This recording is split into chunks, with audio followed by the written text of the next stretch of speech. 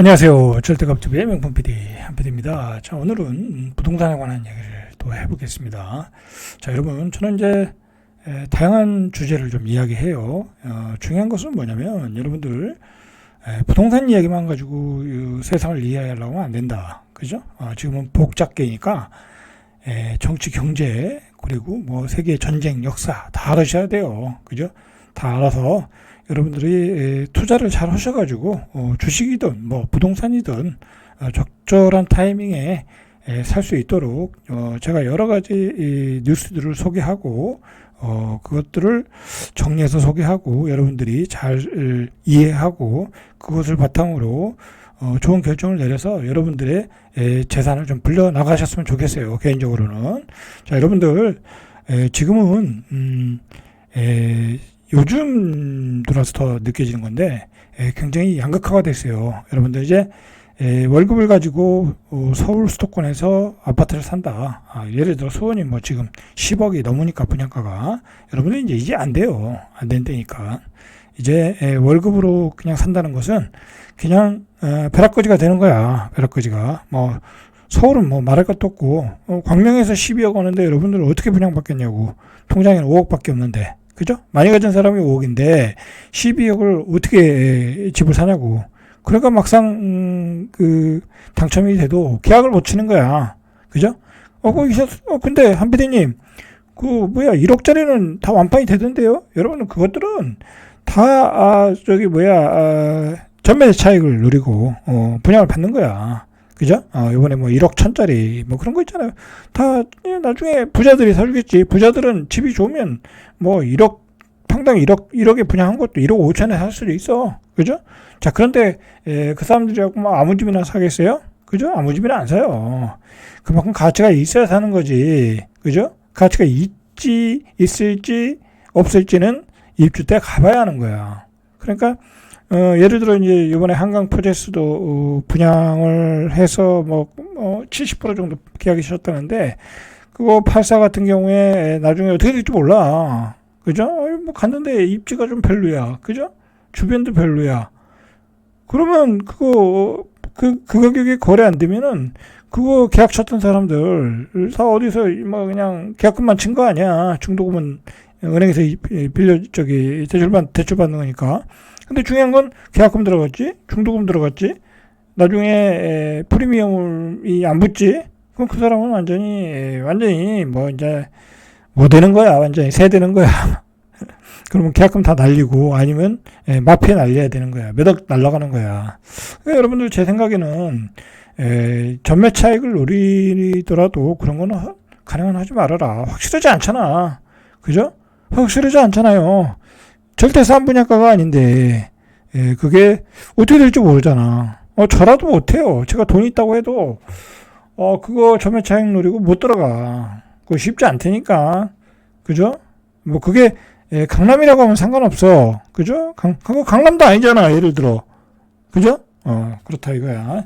자, 그런 얘기는 나중에 하고.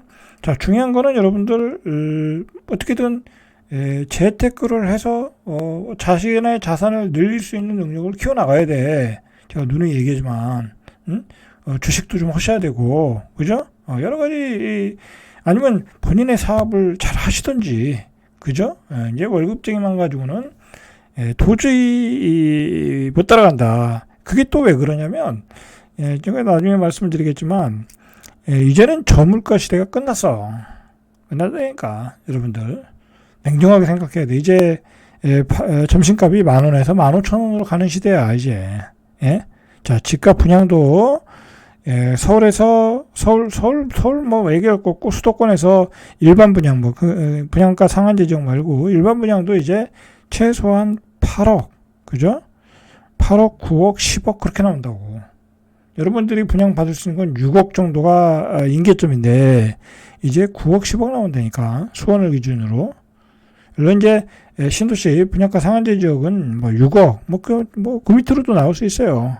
자, 그렇게 되면 결국은 여러분들 밀려 나가야 되는 거야. 수원에 살 거 오산으로 가야 되고 오산에 살 거 평택으로 가야 되는 거야. 그죠? 자꾸 외곽으로 밀려나는 거야. 자, 어쨌든 중요한 거는 여러분들이 그런 그 복합적 사고를 가져가지고 어떤 그 세상을 보는 눈, 어떤 투자자의 눈을 가지려면 공부를 해야 된다. 공부를 해야 되고 세상이 어떻게 돌아가는지 알아야 되고 그 변곡점이 어떻게 돌아가는지 알아야 되고 그 유동성이 어디에 쏠리는지 알아야 된다라는 얘기예요. 제가 답답해서 서론에서 이야기했어요.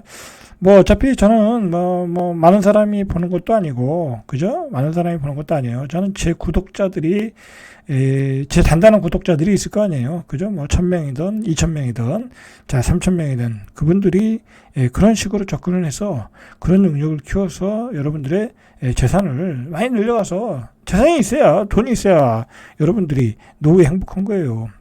그런 얘기를 하더라고요. 나이 드신 분끼리 얘기하면 그래요. 한 65세 이상 되신 분들, 이제, 동창회도 가고, 그럴 거 아니에요. 그러면 이제 가서 한다는 얘기가 그래요. 에이, 늙으니까 돈이고 뭐고 다 필요 없더라. 그런 얘기를 해요. 다 그거는 그런 사람들의 수준에서 얘기하는 거야. 그죠? 그런 사람들의 수준에서 자신을 합리화하려고 얘기하는 거야. 늙으면 돈이 왜 필요하지 않아요. 그죠? 늙으면 돈이 없으면, 나이가 들면 돈이 없으면 더 초라한 거예요. 나이가 들어서 옷을 초라하게 입고 다녀봐. 그게 어떻게 되는지. 그리고 나이가 들어서 만나는 사람마다 돈을 이렇게 밥도 사주고, 술도 사주고, 풀어야지. 예? 맨날 얻어먹을 수 없잖아요. 그죠?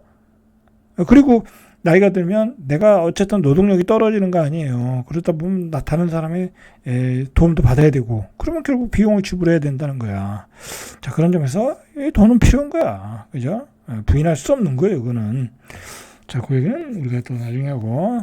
자, 오늘은 이제 좀 재밌는 얘기 아니죠. 좀 이상한, 신고가에 허위 신고가 있었어요. 그 얘기를 제가 좀 시작을 할게요. 자, 여러분들, 이거. 해운대 우동 아이파크, 해운대 아이파크. 자, 이게 100평짜리인데, 2023년 4월 5일에 70억을 찍었어. 자, 근데 그 전에 26억을 찍었어요. 근데 이게 말이 되느냐? 시세는 예를 들어서 30억, 40억 밖에 안 하는데, 그죠? 이 70억을 찍은 거야. 그러니까 이거는 허위 거래일 거다라는 거예요. 허위 거래일 거다. 그런데 이게 직거래야. 근데 이게 이 사람이 등기를 안 쳤다라는 거야. 이걸 등기를 안 쳤다라는 거야. 등기를 안 치고 신고만 하고 취소도 안 한 것 같아요. 그러고 나서 몇 개월이야? 한 8개월 있다가 2023년 12월 5일에 이게 똑같은 아파트라고 그래요. 똑같은 아파트인데 이걸 42억에 팔았다라는 거야. 그럼 이게 뭐예요? 하도 안 팔리니까, 그죠? 내놔서 하도 안 팔리니까 허위거래 신고를 한번 찍고 70억 찍고 야 그냥 40억에 내놓으면 이걸 사는 사람은 야 저거 한번 70억이 거래된 거 아니야? 40억이 나왔어? 30억 싸네? 그러고 거래가 됐다라는 거지. 그러고 거래가 될 가능성이 있다라는 거죠. 그죠? 자, 보세요. 23년 12월 5일에 42억에 찍었어. 자, 그러면 보시면, 자, 이 104평이야. 104평인데, 이거는 47억이 찍었어. 35억, 40억. 자, 이것도 마찬가지야. 전에 앞에서 3월 달에 70억을 찍으니까, 야, 47억이 102평이, 104평이, 47억은 싼 거 아니야? 하고 거래가 될 수 있는 거잖아. 그죠? 근데 이때는 시장이 어땠어요? 시장이 폭락하는 시기잖아. 그죠? 폭락하는 시기에 폭락을 35억 밑으로 샀어야지. 그죠? 12억을 이 사람은 비싸게 산 거야. 그 70억짜리를 보고서 싸네 하고 산 거야. 그러니까 오히려 이 사람이 피해자야, 내가 보니까. 그죠? 이 사람이 피해자야. 자, 이 사람은 더 웃겨. 이 사람은 102평이야. 100평이나 102평이나 비슷하잖아요. 60억이 산 거야. 어떻게 보면 이 사람이 최대의 피해자야. 최대의 피해자. 3월 달에 70억을 100평이 찍었으니까, 그죠? 60억은 싸네? 하고 덜렁 산 거네. 그죠? 덜렁 샀더니 어떻게 됐어, 결과가? 100평이 42억을 찍은 거야. 자, 그런데 이거는 지금 거의 허위거래 신고다라고, 정부에서, 세무서, 거기서, 그러니까 부산 행정부에서 그렇게 판단을 하고, 과태료를 때린다고 그러잖아.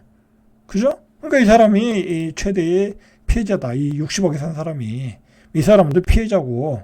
그죠? 그리고 이걸 42억에 산 사람도 피해자지. 그죠? 왜냐면 이때는 집값이 폭락할 때인데, 그죠? 뭐 26억이 16억, 26년에 찍었으면 뭐 잘해야 30억, 32억에 살 수도 있는 건데 한 10억을 더 비싸게 주고 산 거잖아. 이걸 보고 산 거야. 이걸 보고 70억을 찍었다.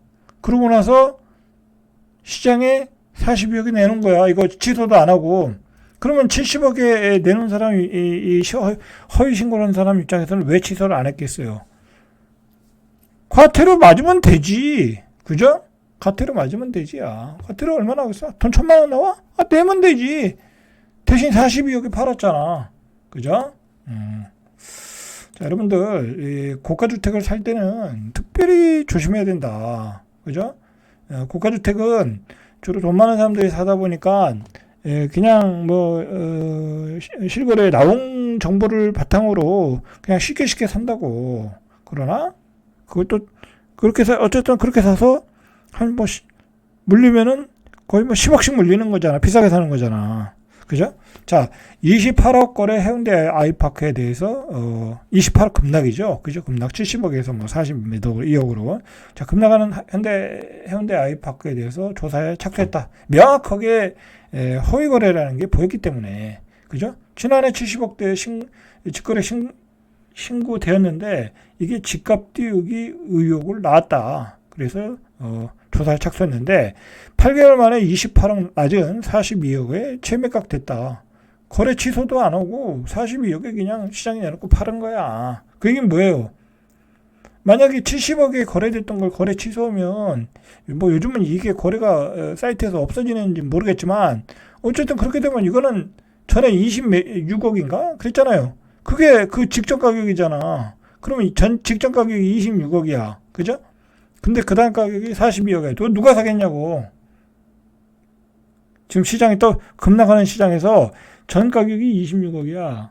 근데 42억에 누가 사겠냐고. 근데 그 중간에다 70억을 끼워놨잖아. 그죠? 자, 이렇게 허위 거래가 난무한다. 여러분들 이게 이런 고가주택에만 있는 것 같죠? 안 그래요. 교묘하게 있다니까. 교묘하게, 아주 교묘하게. 어떤 데는 이런 것도 있더라고. 제가 확증은 안 붙지만 예를 들어 이 분양을 하는 단지가 있잖아요. 분양을 하는 단지가 고가의 분양을 해야 돼. 예를 들어 한 13억에 거래를 해야 돼. 근데 요즘 시세는 한 9억, 10억밖에 안 돼. 그러면 그 옆에 단지에 비슷한 바로 옆에 단지를 거래도 안 되는데 13억을 찍어버리는 거야. 말도 안 되는 가격을. 그 허위 거래죠, 그게. 그렇게 해서 옆에 단지가 13억이니까 우리 분양이 13억 하는 게 뭐가 문제냐. 그렇게 설명을 하는 거지. 설명하기 좋잖아. 딱 한 건 거래되는 거야. 그러면 자기들끼리 거래하고서 그렇게 될 거 아니야. 그죠? 허위 거래를 해놓고서 그렇게 해서 옆에 분양단지를 팔아먹고 그러는 사람도 있더라니까. 옆에서 딱 보면. 말도 안 되는 가격에 거래되는 거 보면. 자, 그래서 어쨌든 70억짜리 직거래 등기는 거래 해제 신고도 없는 상태로 그냥 재매각 됐다. 자, 그래서 국토교통부와 지자체인 부산시 해운대구는 조사 중이며 위반 사항이 있을 시 조치를 취할 예정이다. 이거 팔아먹은 사람은 그러면 과태료 맞죠, 그죠? 그렇게 생각하겠죠. 한마디로 독한 거죠, 그죠? 독하게 뭐랄까요, 팔아먹은 거죠, 그죠? 이게 그 얘기. 자, 42억에 12월 달에 거래됐는데, 70억 직전 거래. 그죠? 70억은 거래 안 된 거니까, 직전 거래가 26억이야. 26억에 내놨는데, 42억에 내놔봐요. 팔리겠나? 안 팔리겠죠. 그죠? 이것도 좀 오래된 아파트고, 그죠? 안 팔리겠죠. 누가 이걸 사겠어? 26억에 직전에 거래됐는데. 그죠? 그러니까 중간에 70억을 딱 껴놓은 거야. 아주 머리를 기가 막히게 쓴 거죠. 그죠? 이렇게 썼다. 자, 그리고 같은 동 같은 층에 위치한 조망권도 더 좋은 전용 185 매물이 37억에 거래됐다. 그러니까 이 사람도 비싸게 산 거야. 이 사람도 비싸게 산 거야. 지금 얼마 비싸겠어요? 한 5억 비싸게 샀네. 그죠? 자, 인근의 공인중개사 대표는 당시 70억 거래가 될 때 인근 부동산들이 다 이해할 수 없는 가격이라고 말들이 많았다. 그리고 등기도 없이 다시 거래된 만큼 당시 거래에 문제가 있었다는 것이 확인됐다라는 거죠. 그죠? 자, 사실상 허위 거래가 있다라는 것이 발각된 상황에서 이제 국토부와 지자체는 조사를 해서 해당 거래에 대해서 이제 과태료를 때리겠죠. 자, 이렇게 거래 해제 사유가 발생할 때는 당사자들은 만약에 70억에 진짜 거래했어. 근데 취소가 됐어. 그러면 30일 이내에 해제를 해야 돼요. 근데 해제 신고도 안 들어왔다는 거야. 그죠? 자, 이렇게 집값을 띄운다. 그죠? 여러분들, 이렇게 집을 살 때는 굉장히 조심해서 사셔야 돼요. 특히 급등할 시기에. 이런 게 이 해운대에서만 일어났겠냐고. 그죠? 강남에서도 일어났겠죠. 그죠? 그러니까 이게 다 사기라니까. 자, 두 번째 이야기예요. 두 번째 이야기는 쏟아지는 경매예요. 쏟아지는 경매. 자, 경매에 엄청나게 물건들이 쏟아지고 있다고 그래요. 뭐 금리가 계속 오르고, 그죠? 요즘 또 금리가 또 오르고 있거든요. 요즘 대출이 잘 안 돼요. 너무 많이 대출이 나가서 대출이 안 되고 오히려 회수하는 분위기라고.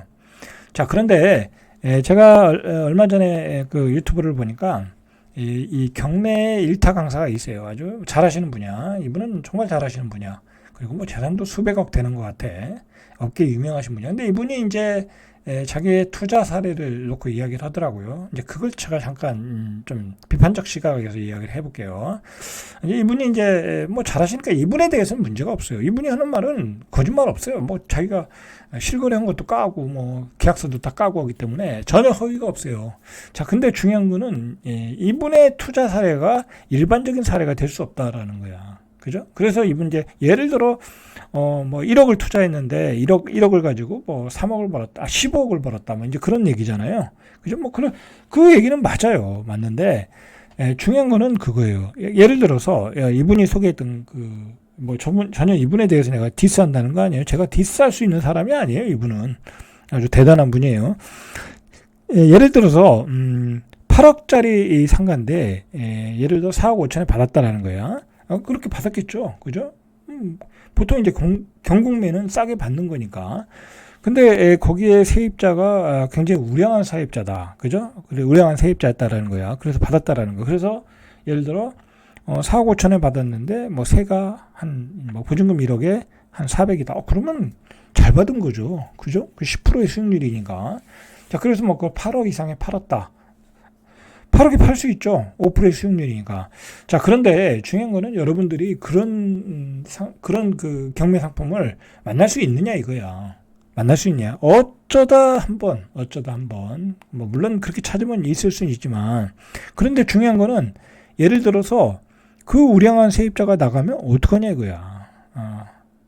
공실의 위험이 있다라는 거죠. 공실의 위험이. 자, 그러니까 중요한 거는, 여러분들이 경매를 해서 그런 우량한 상가와 임차인을 만나기가 쉽지가 않아요. 쉽지가 않다. 자, 그러니까 사실은 뭐 경매에서 뭐 돈을 많이 벌었다 그런 사람도 있지만 보편적으로 보면 또 별로 없다니까요. 자, 뭐 그런 점을 여러분들이 조금 알고 넘어가야 될 것 같아서 제가 설명을 드렸어요. 그런 상품이 있으면 저도 경매 봤죠. 4억 5천에 샀는데 세입자가 월 400을 내. 그러면 받죠. 그리고 그 세입자가 나가고 다른 세입자가 들어와도 400을 받을 수 있어.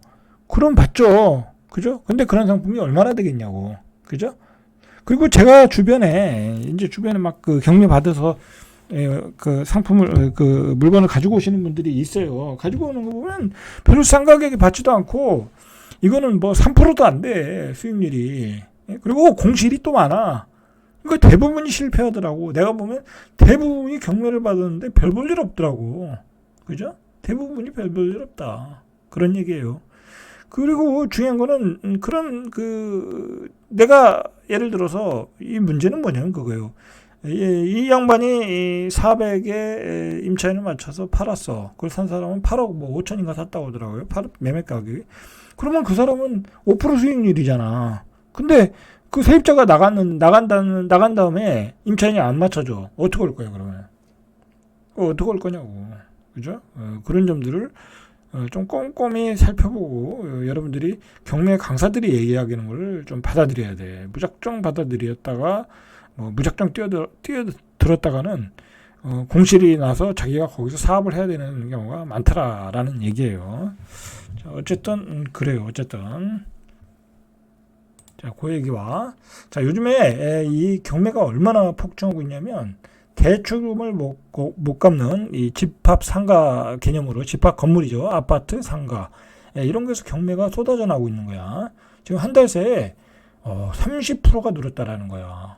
여러분 한 달 새에 30%면 이건 쏟아져 나오는 거요. 11년 만에 최대다. 최대. 아파트 다세대 주택 상가. 요즘 이 전세 사기 때문에 다세대에서 쏟아져 나오는 거잖아요. 그죠?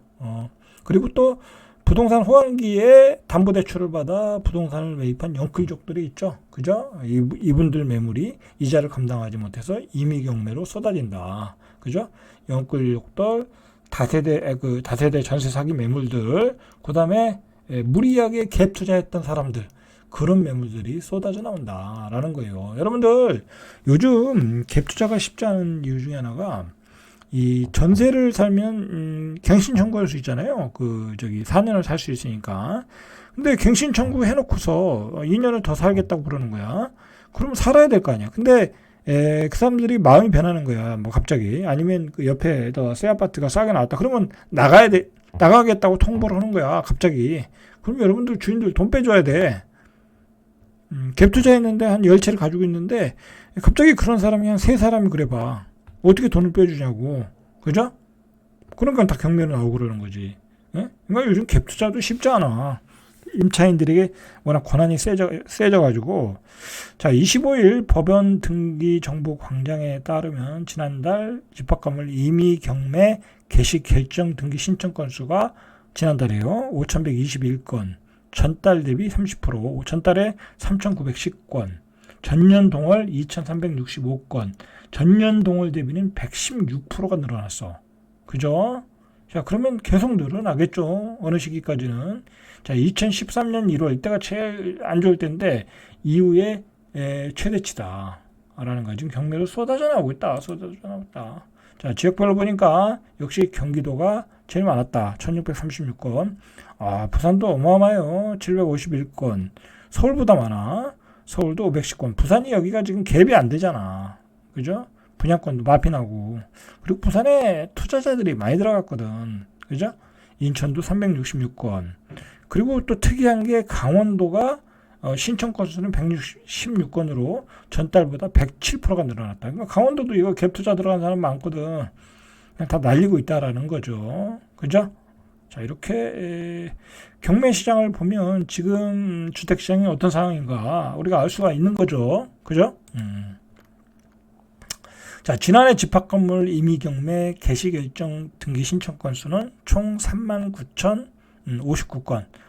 전년 대비 62% 급증했다. 역시 2013년 이후 10년 만에 최대치다. 여러분 자꾸 2013년이라는 시기가 나오는데, 자, 이때가 가장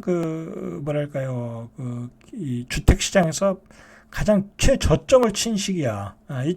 이때를 저점으로 이제 다시 올라왔죠. 그래서 2013년이 자꾸 등장하는 거예요. 자, 요즘 유튜브를 보면 조금 이제 집을 사라 이제 그런 주제들로 이렇게 다루는 내용들이 있잖아요. 좋은 내용도 많아요. 사실 그런 내용 중에. 근데 사람들이 보지를 않아. 관심이 없다라는 거야. 그죠? 관심이 없다. 집 살 여력 자체가 없다라는 거야, 지금. 여력 자체가. 완전 체력이 거덜났다. 매수 체력이. 자, 그걸 우리가 이렇게 경매 시장에서 파악할 수 있는 거예요. 자, 오늘은 여기까지 이상 절대값TV의 명품 PD 한 PD였습니다.